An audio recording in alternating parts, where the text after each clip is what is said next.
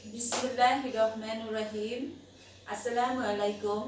আমি নার্গিস আফরোজ, প্রভাষক সমাজবিজ্ঞান, Halima girls school and college, Faridpur. সুপ্রিয় শিক্ষার্থী, অনলাইন শিক্ষা প্রোগ্রামে তোমাদেরকে স্বাগতম।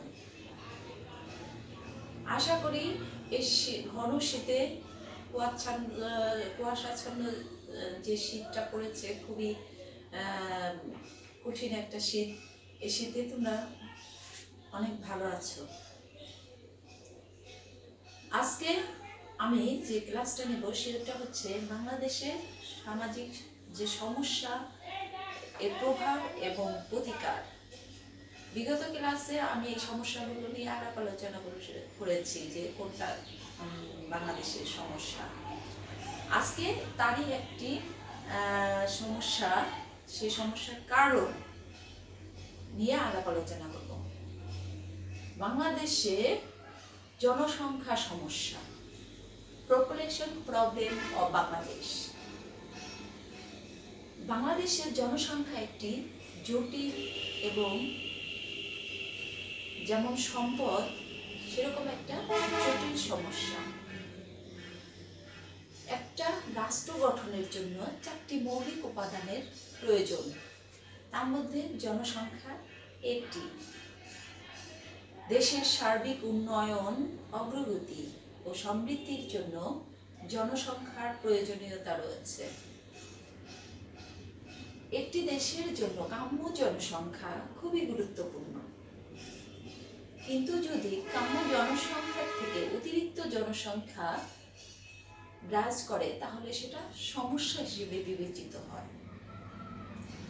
বাংলাদেশের মোট ঘনত্ব, জনসংখ্যার ঘনত্ব প্রতি বর্গ কিলোমিটারে 1095 জন।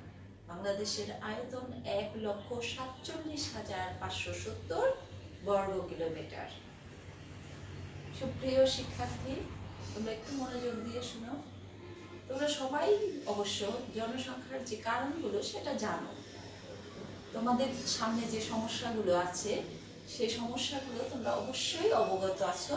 তারপরেও একটু খেয়াল বা একটু বইটা পড়লে বা ক্লাসটা অনলাইনে যে ম্যাডামরা কষ্ট করে অনলাইন ক্লাসগুলো নিচ্ছে, এগুলো যদি তোমরা দেখো তাহলে অবশ্যই তোমরা উপকৃত হবে। তাহলে জনসংখ্যার আধিক্য হচ্ছে বাংলাদেশের একটি জটিল সামাজিক সমস্যা। এটাকে 3টি ভাগে ভাগ করা হয়, যেমন হচ্ছে প্রাকৃতিক, সামাজিক ও সাংস্কৃতিক, একটা হচ্ছে তোমার অর্থনৈতিক কারণ।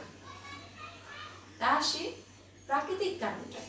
প্রাকৃতিক কারণের মধ্যে আবার 3টা ভাগ আছে, সেটা হলো ভৌগোলিক অবস্থান, উচ্চ প্রজনন ক্ষমতা, নিম্ন মৃত্যু হার। এখন ভৌগোলিক অবস্থানটা বাংলাদেশে খুবই সুন্দর একটা অবস্থানে বিরাজমান। যেমন বাংলাদেশের আবহাওয়া কিন্তু খুবই সুন্দর, এটাকে নাতিশীতোষ্ণ আবহাওয়া বলা হয়। এই আবহাওয়ায় বাংলাদেশের মানুষের প্রজনন ক্ষমতা অত্যাধিক, বা যে কারণেই জনসংখ্যা দ্রুত বৃদ্ধি পাচ্ছে। আসে তোমার উচ্চ প্রজনন ক্ষমতা। বাংলাদেশের মানুষের খাদ্যাভ্যাস সুষম এবং তারা যে খাবারটা খায় এ কারণে তাদের প্রজনন ক্ষমতা খুবই উচ্চ। এ কারণে জনসংখ্যা দ্রুত বৃদ্ধি পায়। তারপরে নিম্ন মৃত্যু হার।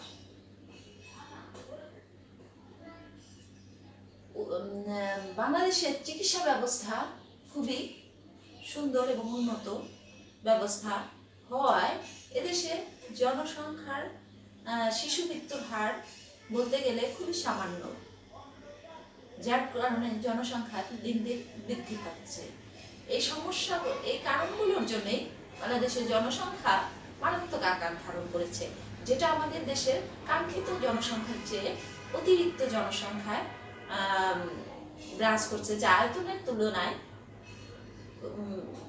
খুবই আয়তনের তুলনায় খুবই বেশি। তাহলে সুপ্রিয় শিক্ষার্থীরা, আমি যেটা আলাপ করলাম সেটা হচ্ছে প্রাকৃতিক কারণ। এখন আমি আলাপ করব সেটা হচ্ছে তোমাদের সামাজিক ও সাংস্কৃতিক কারণ। যেমন সামাজিক কারণের মধ্যে বাল্যবিবাহ, তোমরা নাম শুনেছ, বাল্যবিবাহ, বহু বিবাহ। বাল্যবিবাহটা কি, যে 18 বছরের নিচে বা যার প্রাপ্তবয়স্ক বিয়ের বয়স হয় না তার আগেই যে বিবাহ দেওয়া হয় সেটা হচ্ছে বাল্যবিবাহ। আর এই বাল্যবিবাহের কারণে অতিরিক্ত একটা ফ্যামিলির পরিবার অতিরিক্ত সময় পেয়ে থাকে, যার দরুন জনসংখ্যা বা তারা একের অধিক সন্তান নেয়, যে কারণে জনসংখ্যা বৃদ্ধি পাচ্ছে। তারপরে আসি যৌথ পরিবার। যৌথ পরিবার ব্যবস্থাও জনসংখ্যা বৃদ্ধির আরেকটি কারণ। সেটা হচ্ছে যৌথ পরিবারে সন্তান সন্ততি লালন পালনে তেমন একটা বেগ পেতে হয় না। এখানে দাদা দাদি বিভিন্ন সবাই চাচা চাচি একত্রে থাকায় এখানে কি করে, তারা একটা সন্তান লালন পালনে থেকে বেশি সন্তান নেওয়ায় স্বাচ্ছন্দ্য ফিল করে, যৌথ পরিবার যেটা। তারপরে আসি দারিদ্রতাটা কি করে, দারিদ্র, তারপরে তোমার নিরক্ষরতা ও অজ্ঞতাও। যেমন একটা মানুষ জানে না যে জনসংখ্যা অতিরিক্ত বা মাত্রাতিরিক্ত বেশি হলে পরিবারের কি ক্ষতি হবে বা ওইটা যে সমাজে এফেক্ট করবে। এ কারণে তারা কি করে, সন্তান সন্ততি তাদের মনের যেটা চায়, যেমন সরকার যেটা বিধিমালা করছে সেটা হলো একটি সন্তান হলে ভালো হয়, একের অধিক নয়, একটি হলে ভালো হয়। তাহলে এই যে স্লোগান থেকে তারা অজ্ঞ থাকায় এখানে অতিরিক্ত জনসংখ্যা বৃদ্ধি পাচ্ছে। তারপরে আসি আমরা, সেটা হলো পরিবারের নারী শিক্ষার অভাব। নারী শিক্ষাটা কি হয়েছে, নারী শিক্ষা পর্যাপ্ত পরিমাণে নারী শিক্ষা পাচ্ছে না, যার দরুন কি হচ্ছে,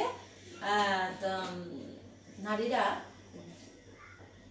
জনসংখ্যার মাত্রা অতিরিক্ত হলে কি সমস্যা হয়, কি এই জ্ঞানটা তাদের দরকার।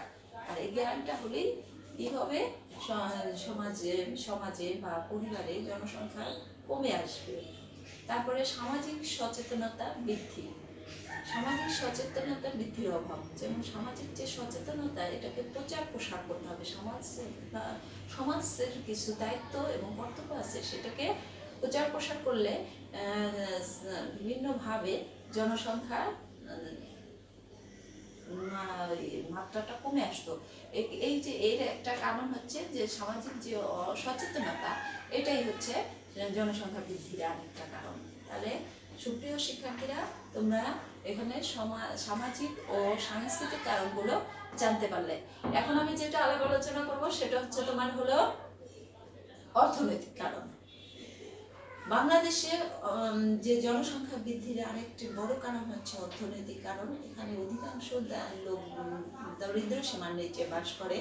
এখানে যেটা আমাদের মূল যে বাংলাদেশে অর্থনীতিটা হয় হচ্ছে কৃষিভিত্তিক অর্থনীতি, যেখানে সনাতন পদ্ধতিতে কৃষি ব্যবস্থা থাকায় এখানে কি হয়, শ্রমিকের সংখ্যা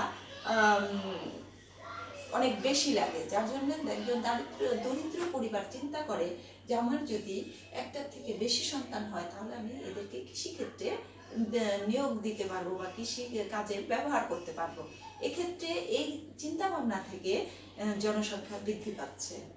তারপরে আসি নারী কর্মসংস্থানের তোমার অভাব, যেখানে একজন গৃহ পরিচালিকা বা যেটাকে বলে গৃহকর্মী, সে কি করে, অনেক দীর্ঘ সময় পাওয়ায় সে মনে করে যে একটা সন্তান থেকে আমার অতিরিক্ত দুইটা তিনটা সন্তান হলেও, কারণ আমি পর্যাপ্ত সময় দিতে পারবো সন্তান লালন পালনে।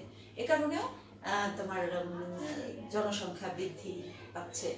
তারপরে তোমার হচ্ছে এই কর্মসংস্থান যদি পর্যাপ্ত পরিমাণে নারীদের থাকতো, তাহলে সেক্ষেত্রে তারা সন্তানাদি পালনে খুব বেশি সময় দিতে পারে না, যার কারণে তারা একটি অথবা দুটি সন্তানই যথেষ্ট মনে করে। তাহলে সুপ্রিয় শিক্ষার্থীরা, তোমরা